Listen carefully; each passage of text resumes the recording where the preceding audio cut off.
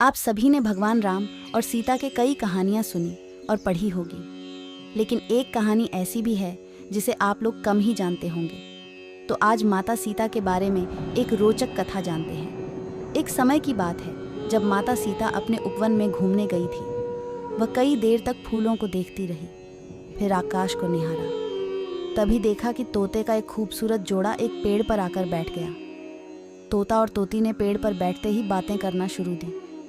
तोती बोली, क्या आपको पता है स्वामी कि अयोध्या में श्री राम जी का जन्म हो चुका है? यही वो श्री राम जी है जिनका विवाह सीता माता से संपन्न होगा। तोता ने उत्तर दिया, हाँ पता है कि रामचंद्र जी का जन्म सीता माता से होगा। यही रामचंद्र इस धरती पर 11,000 वर्ष तक राज भी करेंगे। सीता जी के पिता राजा जनक स्वयंवर रचाएंगे। इस स्वयंवर में खूब सारे राजा महाराजा दूर दूर से आएंगे। वह सभी राजा जनक द्वारा रखे गए धनुष को तोड़ने में असमर्थ होंगे। फिर दशरथ के पुत्र श्री राम उस धनुष को तोड़ेंगे और सीता जी उनको वरमाला पहना देंगी। सीता जी उनकी बातों को ध्यानपूर्वक सुन रही थी। सीता जी को बहुत उत्सुकता हुई अपने भविष्य को जानने की। वह उन दोनों के पास गई।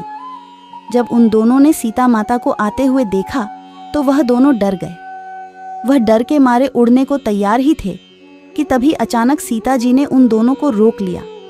सीता जी ने उन दोनों से कहा कि दोनों की डरने की बिल्कुल भी जरूरत नहीं है।